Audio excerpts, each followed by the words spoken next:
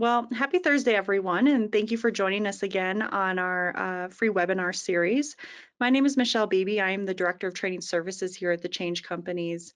And for the last 30 years, we've been providing support for our clients and delivering the best behavior change programming to the clients that they serve.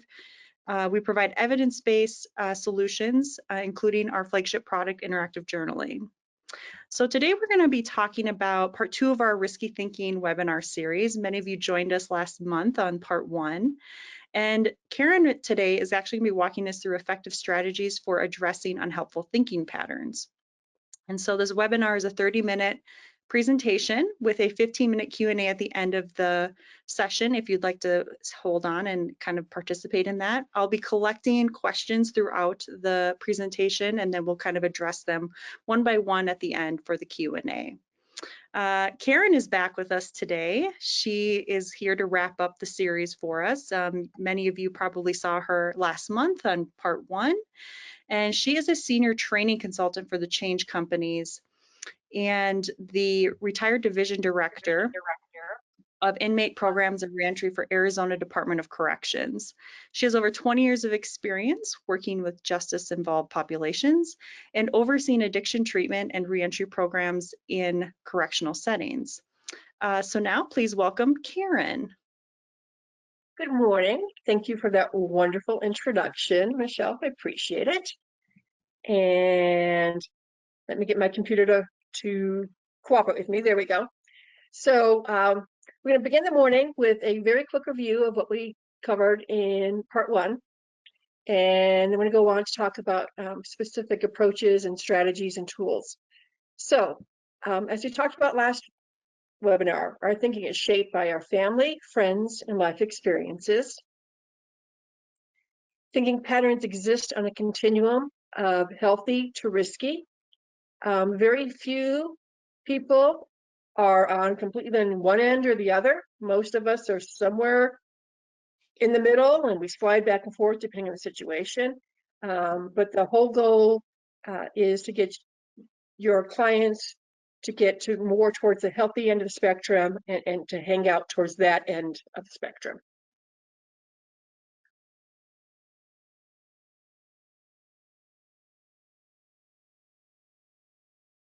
And one of the things you want to do when you start doing this kind of work is you want to assess your clients the type of patterns that they're engaging in, thought patterns, and the degree to which they are committed to these patterns, because that's going to help you shape their treatment plan and help you know as you work with them what types of things you're going to need to focus on. So we talked last time about the many different tools available to do this. I do want to point out before we go on even further that on the actual Change Company's website, last month's webinar is available free for 30 days. So please feel free to go back and review that. And we're going to start the morning here with a little bit of a pop quiz on patterns. So as we discussed last time, there are 8 different types of thought patterns: making excuses, ignoring responsible actions, asserting power over others, self-serving acts of kindness, getting away with anything, lazy thinking, a sense of being above the law, and getting sidetracked. So we're going to do some polls here. Michelle's going to launch some polls for us. Don't get nervous. I know it's early morning for those on the West Coast. It's going to lunch for those on the East Coast. But we're just going to sort of do a quick review of a couple of these thought patterns and see how much you remember from last time. So here's the thought.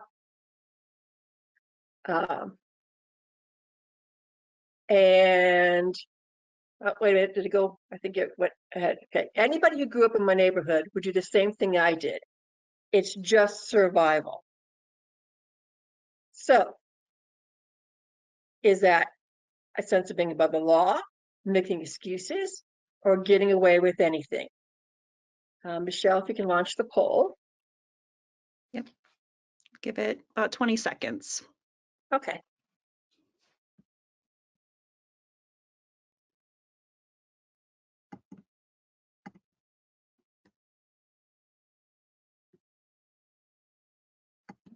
There we go. Looks like we had 100% on making excuses. Perfect. Bravo. You guys know what you're doing. So let's go on to the next one.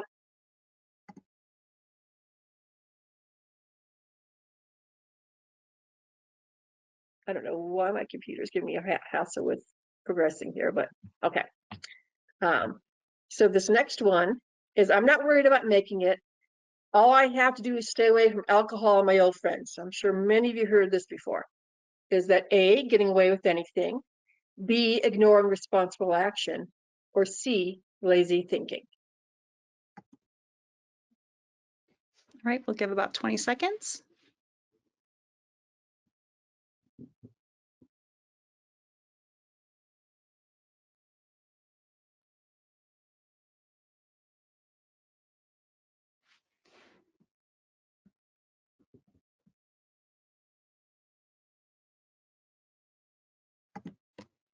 All right, Karen, this one is a little bit more of a mix. So we had the highest was C, 50% at lazy thinking. And then the second was B, ignoring responsible action. Okay, so this one is actually lazy thinking. I can see how some people would go with B, ignore responsible action, because it sounds like, you know, we're not doing the responsible thing. But the key to this one is that it's the idea of this is easy peasy. I got this licked. I don't have to put in any other work. I'm just going to skate through this. So that's where that lazy thinking aspect for this one comes in. So let's do another next one.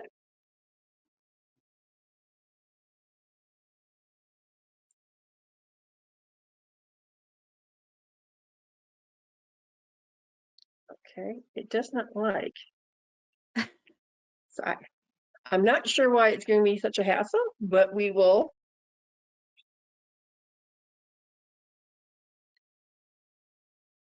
Yeah, we can just move on to, I know that your whole thing, there we go. There we go. I did commit to go to a support group as part of my recovery, but I just don't have the time now that I'm working. Would you consider that A, getting sidetracked, B, making excuses, or C, lazy thinking? We'll give another 20 seconds. Okay. And this is our last poll, Karen. Okay. And I'm going to give you a hint here, guys. This particular one, work is important. So, you know, it's.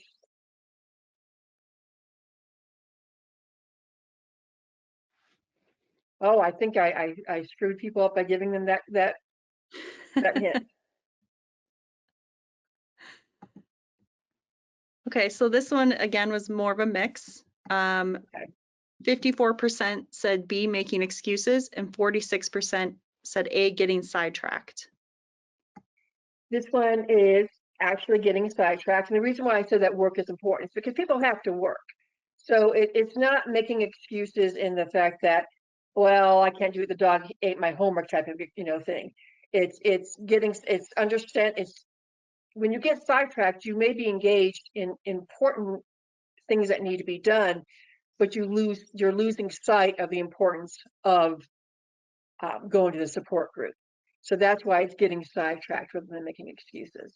So overall, you guys did pretty well in this. Like I said, if you're interested in doing more of these or reviewing it, that's available on the website. So now that we have sort of reflected a bit on what we did last time, let's go into this week's.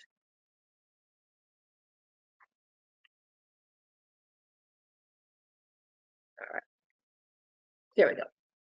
So I just didn't like my one button, so I'll use the other button. So addressing risky thinking. That's what we're going to talk about today. We've talked about how to identify it, what it is, how to assess for it. Now let's really talk about addressing it. I'm going to talk about some practical approaches, strategies, and tools. I'm going to cover 3 approaches: cognitive restructuring, and you have lost my spot here. I'm sorry, I'm just having a tech day here. So cognitive restructuring is the first one we're going to start with, and that's going to be no big surprise to you. because CBT is the gold standard if you're working in the judicial system and in many of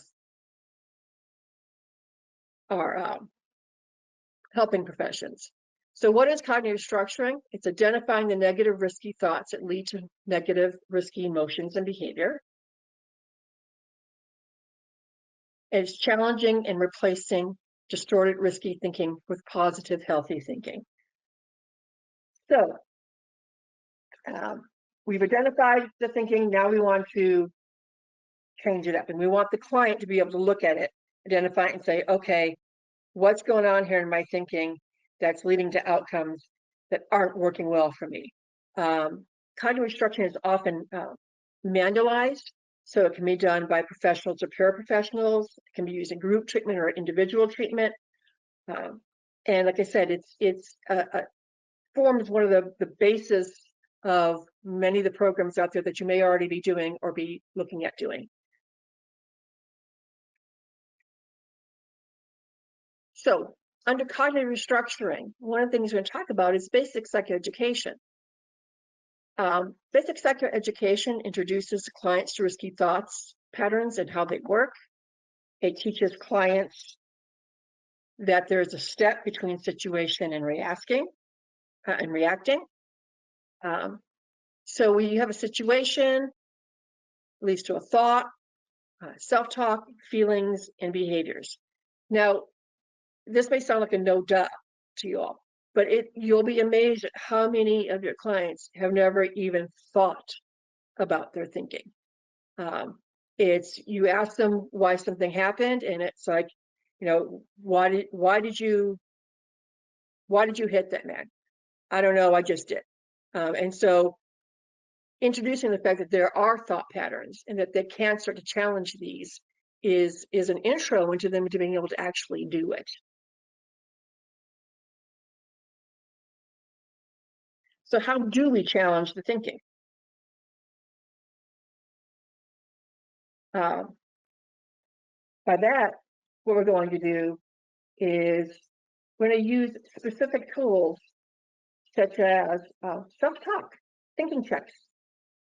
So you have a situation or event, you have some self-talk about it, that leads to a feeling and behavior, and then you have an outcome. There are helpful ways of talking, having self-talk about the situation. There are unhelpful ways. So one of the tools are these thinking checks.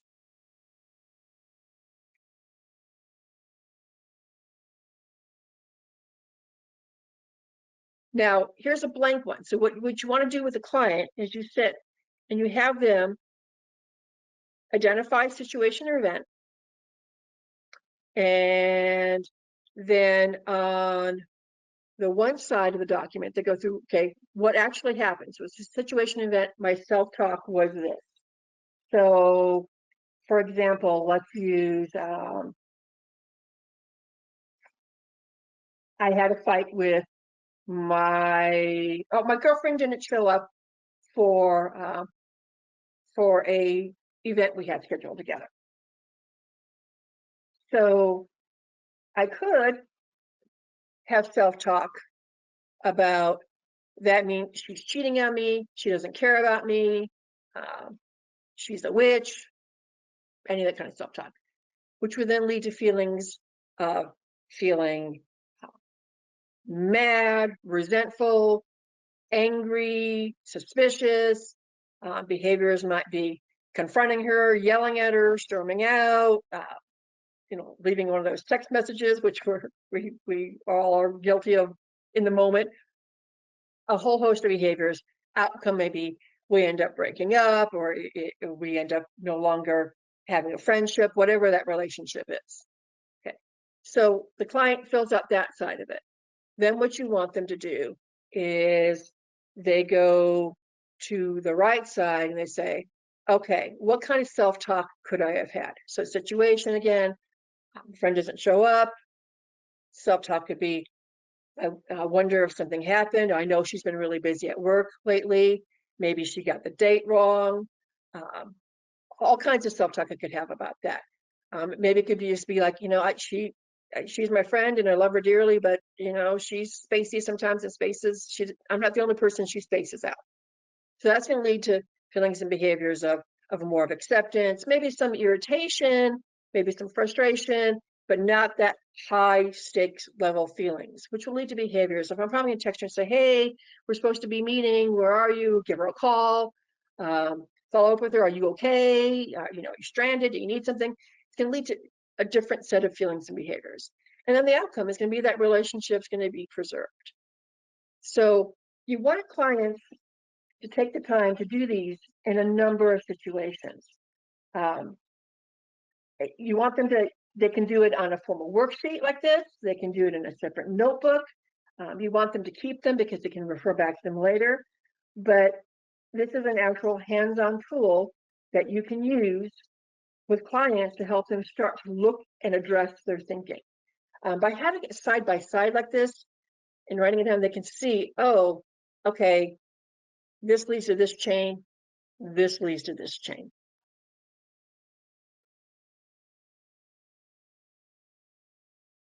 Another thing is thought diaries.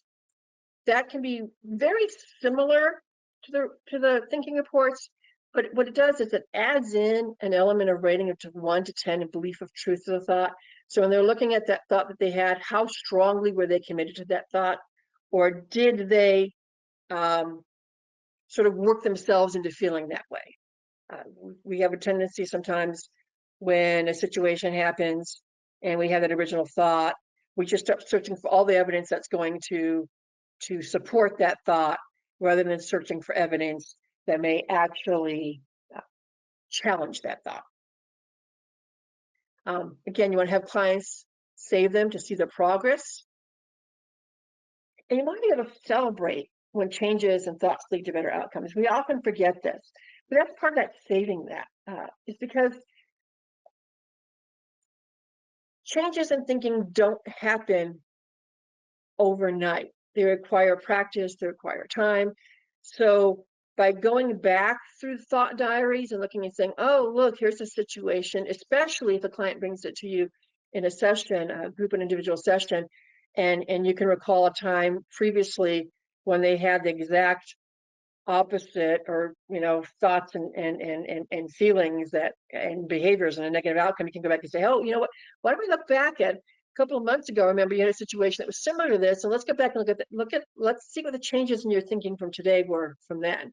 And that really helps them start to see, oh, I'm making progress. I'm not perfect at this, but I'm making progress. And it's important for all of us to know that.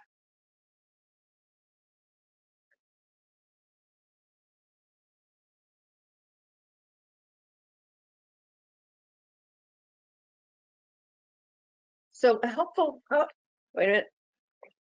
A helpful tip in this area and thing to keep in mind is that writing is key to the process. Again, not only because then they're able to keep it and refer back to it later, but while verbal processing can be helpful, combining it with a written reflection allows a more comprehensive and structured approach to understanding and modifying thought patterns. It encourages deeper levels of self-awareness, thinking, and personal growth. When it's written down, the very process of doing it requires a level of introspection um, and self-reflection, helps them organize their thoughts in a structured manner, and it allows them to sort of take a sky-like view of what's going on in their life, which allows them to be more objective about it and to assess the validity and rationality of their thoughts. And it creates a sense of ownership and accountability in them.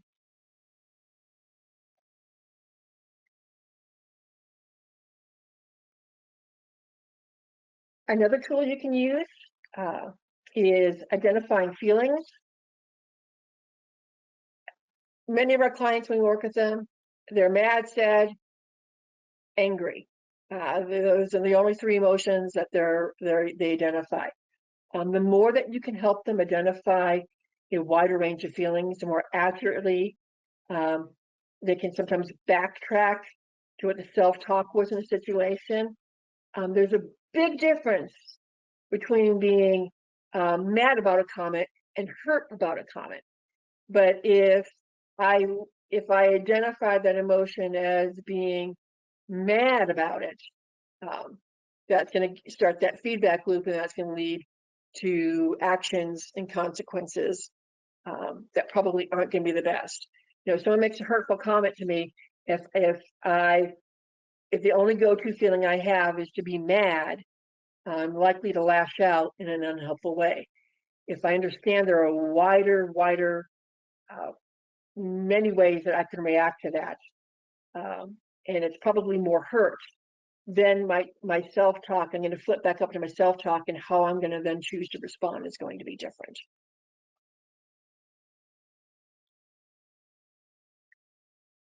The next approach we're going to talk about is one many of you have heard about. It's mindfulness. And it's becoming more in tune with thoughts and feelings to develop a more objective and non-judgmental stance towards things. It acknowledges that thoughts are not facts, and encourages people to take a wider perspective on a matter. And a lot of mindfulness has now is being incorporated into cognitive therapy. It's called MCBT, and it's a state that helps an individual become more aware of the physical, mental, emotional conditions without judgment. It's become increasingly popular in the healthcare industry. Now, clients need to first learn the foundational elements of mindfulness and the tendency of the human mind to focus on the past and the future, about labeling, making judgments, and having expectations. So this becomes sort of a metacognition. They explore their thoughts without any judgment about it. The thought is what it is. This works well with clients who may not be as far along in the risky thinking or only engage in risky thinking in specific types of situation. Research has shown that it works really well with depressional and relational issues. And the whole idea with the mindfulness part of it is that, okay, we're going to look at your thinking, but let's come at it from a neutral position to begin with, so that you can explore it and play with it and tease it and tear it apart without immediately jumping to A or B or C explanation or way of moving forward.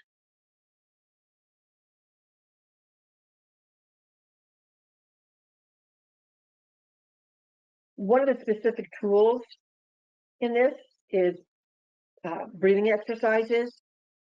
It helps manage emotions, it increases awareness. It's basically taking the time to have the client center, become in the moment. It's often integrated with other therapeutic techniques, and it's a practical, very practical, accessible tool for a client to use. The breath has a direct connection with the sympathetic and parasympathetic systems. And so by taking the time for them to look at it and slow down and breathe, it can add additional aspects of relaxation and stress relief to it. What it does in the moment is it can help buy the client time to view the situation in the current moment, not bringing all the past garbage along with it. Because we have a tendency to kitchen sink, so we bring everything from past and we throw it into the current moment. But this has them slow down, review the situation as it is in the current moment, and now they can actually address what is currently going on. So you practice this. The client, you have the client sit in a comfortable position, eyes open and closed. You invite them to draw attention to the sensations of their breathing. Ask them to be curious, non-judgmental. Simply notice the qualities of their breath. So, is it shallow? Is it deep? Is it fast? Is it slow? Where in their body are they noticing the sensations? Are they breathing from the back of their throat, from their nose, from their rib cage or their diaphragm? So it's just bringing them, focusing down. Okay, here we are right now. If their attention wanders, have them notice it and have them practice bringing it, gently back into the breath, into the breathing, into the moment. It's really all about being in this very moment.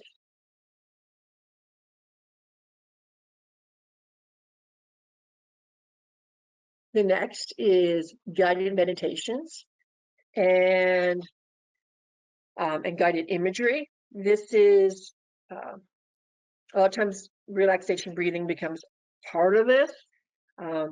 It's during imagery exercises. The clients, they're encouraged to visualize usually a positive or adaptive scenario. It allows them to start challenging and replacing negative or irrational thoughts with more realistic, helpful, positive imagery. By repeatedly engaging in guided imagery, the individuals can start to reframe their thinking patterns and start to develop new cognitive pathways. It provides a sense of mastery, self-control, promotes altered states of awareness, legal altered states of awareness. Meaning, again, it's like they're, instead of being locked into the loop of thinking the way they've always viewed things, it's like, okay, there are other ways to go through this. They're given, you give them a visual cue about it, but one of the big keys here to remember is that they are in control of the experience. And I point that out because early on in my career, I'll confess, I did what I thought were guided meditations, but I was actually setting the scenario and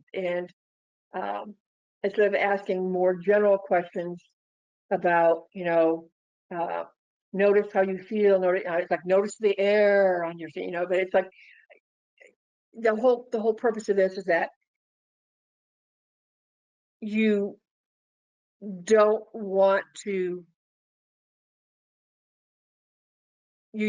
the scenario to be your reality. You want the scenario to be their reality in the moment. Now, having said that, there's a very important thing to keep in mind. And that is, we all work with a lot of folks who've had trauma in the past. So you want to make sure you're using a trauma-informed approach when you're doing guided imagery. And this means a number of things. One, it means noticing how the clients are reacting to it, letting clients opt out of it if it's not working well for them, or if it's causing them anxiety. Not insisting that everyone, you all, especially in the group setting, you all have to close your eyes. Some of the folks we work with really closing their eyes in either a group setting or even an individual session raises their anxiety level. If they need to have their eyes open, they can have their eyes open. A particular very important group that you're going to want to think about when you're working with this is if you're working with veterans. Sometimes in their actual training, they're taught some of those breathing relaxations and guided imagery things to help them ground them in the moment and get through the scenarios, or to actually, from a sniper, I really watch my breathing, that kind of thing. So they may associate these techniques very directly with trauma. So, be aware of that, and be very, vigilant in noticing, is your client reacting well or poorly to this? And you can stop, you can always stop a guided imagery, and get feedback, seek feedback from the client. Hey, is this working for you, or is this causing you more anxiety? But that's an important tip to remember, because we work with a wide range of clients, and so what works for some may not work for others. But for the people this works for, it's a wonderful tool for them to have in their arsenal.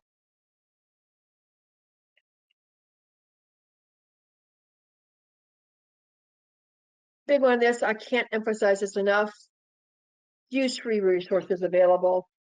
There are tons of great videos out there on YouTube and other free sites that will actually walk a client through guided imagery. Don't reinvent the wheel. There's also videos on breathing. And so, bring those resources into your sessions. Don't feel like you always have to be the be all end all and know how to do everything expertly. If you're having trouble walking clients to guided imagery, check out some of the videos. Use the video.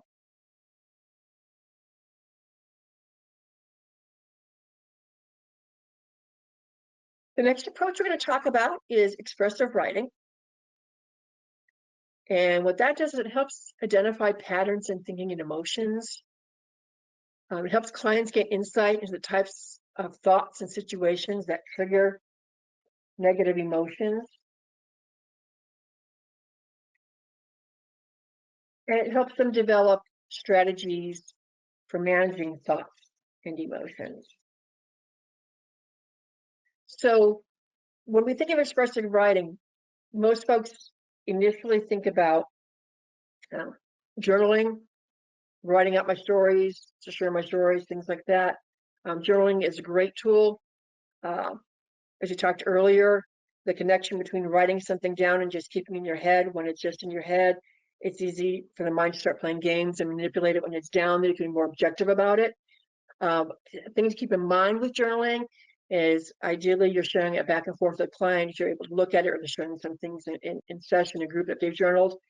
But you want to see, are you constantly hearing the same story? Because what you don't want with expressive writing is it sort of becomes sort of a rumination, which means the client gets stuck in this loop of telling the same story again and again, the same way, same language. That all that's doing is reinforcing it. So if you notice the client is starting to get stuck in one of those loops, change it up on them. Give them a prompt to do a different perspective. So if they're journaling about a relationship and they're constantly in that same loop and it's the same language and again, say, you know what? Why don't you try this time journal on that situation in from the perspective of the other person. What do you, if they were journaling, how do you think, what would they be saying? Or journal on from the perspective of your past stuff. That sometimes if you've seen clients have made progress, that's a good way to reinforce that. They can go back and say, oh, that's the way I was thinking. This is the way I'm thinking now, the way I'm viewing it now. Do it on your future. How would you like for that situation to look, and what would you like to be feeling at the situation? So again, don't let them get stuck in these negative loops or these reinforcement loops. Just change it up on them. There are specific types of journaling that are a little bit more wise. Again, I'm sorry, I'm stuck here. There we go. That are a little bit more structured and can actually walk a client through a little bit easier. It provides for you as the clinician or the paraprofessional working with them. It gives you a little bit, actually a lot of help because it does a lot of the work for you. One of those is structured journaling. It incorporates motivational interviewing, stages of change, cognitive behavioral therapy, structured expressive writing. Great thing about that is that it can be facilitated by both clinicians and non-clinicians. It can be used for individual group sessions. This is not just a free-flowing diary, how my day was. Exercises are assigned, reviewed, often repeated so people can see the progress. It's a structured and experiential writing process that motivates and guides individuals towards positive life change. And the number of programs out there, Change Company does a number of these. There are other ones out there. If you have not used structured journaling, I highly suggest you check it out for your clients. I personally have found clients respond very well to it.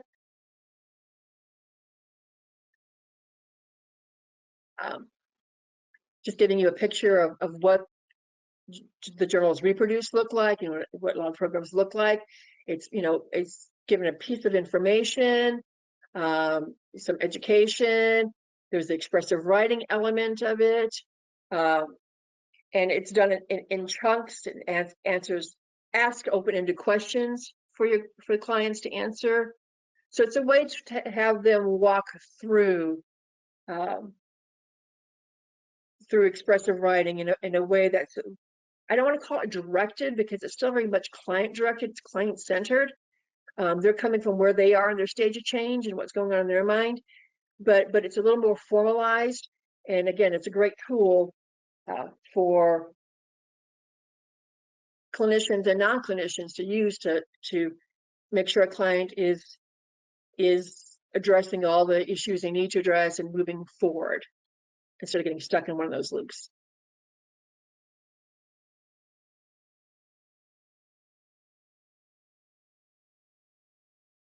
Helpful tip with this, whether it's just regular expressive writing or you're using, particularly if you're using a journal, you want to assign life work and follow up on it. And notice I called it life work. I didn't call it homework because it's all about them and their life and where they are and the changes they want to make. Um, so, but you need to follow up on it. It can be quick second. Doesn't need to be, you know, that they need to tell you everything they've done. But if you sign it, you want to follow up on it. Otherwise, you're giving the client the message that this is really isn't important. A couple of additional valuable tools are role plays. Can't stress that enough. Um, I have clients, particularly if they're talking about a future situation, have them come up, role play it out. It's easy to keep it in your head. Think about the last time that you applied for a job, and you may have in your mind thought about what kinds of questions they're going to ask me. You know, but the minute they ask you, suddenly you go, dear, caught in headlights. Take the time, have them come up, have them practice it, have them role play it either with other fellow group members or yourself, so they get a chance to actually really be more in the moment instead of in their head. Doing a history of cost. What has their past thinking cost them? And this can be actual tangible cost, you know, court fees, work loss, things like that. But it can be intangible cost too, which sometimes are more valuable to the client. How many relationships have I lost over dealing with this or not dealing with these issues? You want to engage them in positive activities aside from what they've always done. You know, if you're working particularly with clients and you're trying to get them to start changing their lifestyle and particularly their peer group, then something needs to replace that. By engaging them in positive, fun activities, getting them to try new things, they start to learn that they can have fun and good outcomes. And sometimes to know that the possibility that they can have fun and good outcomes without criminal behavior or addictive behavior or abusive behavior is a revelation to them. You want to do regular temperature checks with them and have them do regular temperature checks. Where am I right now in my feelings? Where am I right now in my thinking? How am I viewing this today? How does that compare to before? That helps keep them on track. A couple of ethical considerations that are very important to consider when doing this work with clients is confidentiality. The client needs to know what level of confidentiality they're going to have, and that may depend on where you work and your particular role. Sometimes, you know, confidentiality is almost absolute, except for the legal aspects of when you turn over notes or things. Sometimes you may be working in a setting where some of the things that they report, you're going to then have to report on further. Big one there. Think about, you know, as mandatory reporter, if they're talking about current child abuse, they need to know that you're going to have to report that. Informed consent. You want to make sure the client knows what you're doing, what this is all about, why we're doing this, what they can expect from as an outcome, and what their role in it is, and what your role in it is. dual relationships. There's the one that most of us are familiar with, I can't be the client, being the client's friend and being the client's therapist at the same time, being married, being, a romantic relationship, all those things, we all are aware of those. But other types of dual relationships to think about um, are sometimes you are in a organization where you really are fulfilling 2 or 3 roles in relationships with that client. So I'll use one that used to be where I worked. We had a role called a CO3, a correctional officer 3. So they had security duties and a lot of security duties, but they were also the client's case manager, and they also led these led cognitive restructuring groups where things are being shared. So they needed to be very clear about uh, what they needed to report and when, making sure the clients knew that, and being very, very mindful about when they were in a group setting, that, okay, I'm in the group setting, I am not the CO3 now, I'm not in the CO3 security, always gonna have security in the back of my head, but right now I'm doing this. So, being aware of that. Boundaries, your boundaries, what are your boundaries as the practitioner, and allowing your client to set boundaries.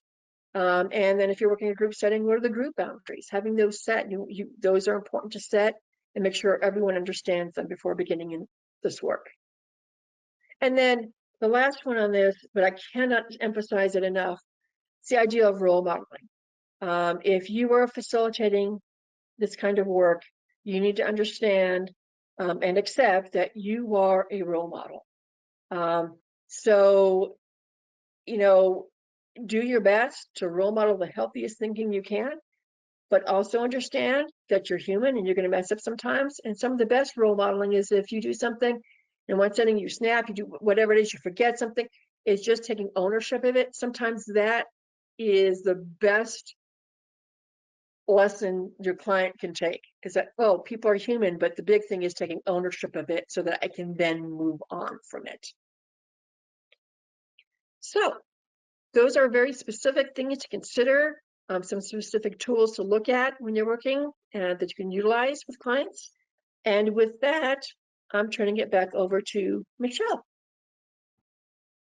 Right, thank you, Karen.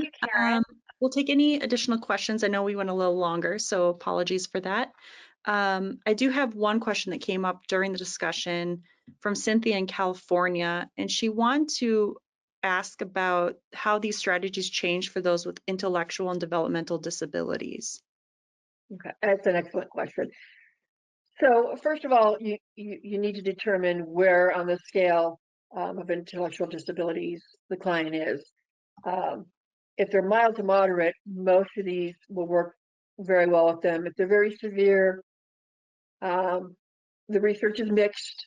There's not a lot of research out there on it, but it can and does work with it. Things to consider, though, is that you might need to change your approach a little bit. So getting away from abstract concepts or metaphors, really getting down to, breaking down into more concrete thoughts and expectations and directions. Um, you can also sometimes use a multi-sensory approach, perhaps combining more visual aids with verbal instructions for them. Um, the other things that work well with them sometimes is that you may have to do things like, give them additional outside cues. Um, so, having them set alerts on their phones of when to do things, of when to practice, of when to practice the mindful breathing we talked about earlier. Um, and the other thing to remember is sometimes you're going to just need to, if you're using a particular curriculum, you may just need to slow it down. You may need to focus on a single skill for a session or several sessions. So your pacing may be a lot different, but you want to hold them accountable for progress, just like you would any other client. But it's just taking the time to say, okay, while normally I could, introduce this concept and quickly move along with it, I may have to have the client rehearse it a lot more, practice it a lot more, and break it down into more bite-sized chunks. Yeah, great, Karen. There actually is another question, actually a very good question. On the thinking check, is there a reason feelings and behaviors are in the same box? Yes. Because, and I've seen it separated, so I've seen it done both ways. Um, the reason, and on that particular slide, why it's that way is because they don't happen simultaneously, but most of the clients uh, will view it that way. And Michelle, I'm going to do a temperature check with you. Did that make sense? Yeah, I think a little bit more about, I mean, feelings and behaviors seem pretty linked from Yeah. when you're thinking about what feels what. Clearly, like the feeling you have is going to influence the behavior or the action that you take, which then ultimately feels into that outcome, right? Yeah. So Yeah. I think we assess that for simplicity's sake for many of the clients that you may work with to just kind of understand that the connection between the feelings does influence their behavior and that Well, and behavior that goes then. back to, I'm sorry to interrupt. That goes No, go back to ahead. when we were talking about, the scenario about the friend of the girlfriend not showing up. Yeah. Um, you know, my my thoughts about it, which then lead to my feelings. You know, my feelings about that are really going to influence what behavior is going to be expressed. Yeah. Um, or like I said, if I feel hurt about something as opposed to feeling angry about something, the reaction, the behaviors are going to be very different. So you're right. I mean, they're inextricably linked together. Yes. Any other last questions? All right. Well, Karen, do you want to go to the next slide? As a reminder, we will be sending you a link to the recorded webinar and as well as a PDF summary of some of the wonderful practical strategies, approaches, and tools that Karen outlined here. And additionally, for those wanting a deeper dive into risky thinking patterns, maybe how to assess them, address them, we again offer interactive journaling as part of our behavior change solution. But we also provide on-demand training and additional resources on our Fidelity platform. So give us a call at 888-889-886 to learn more, or you can visit our website at changecompanies.net. Thank you again for joining us Thank today, you. and we'll see you next time. Thank you so much, Karen, for your time. Thank you all. I appreciate it.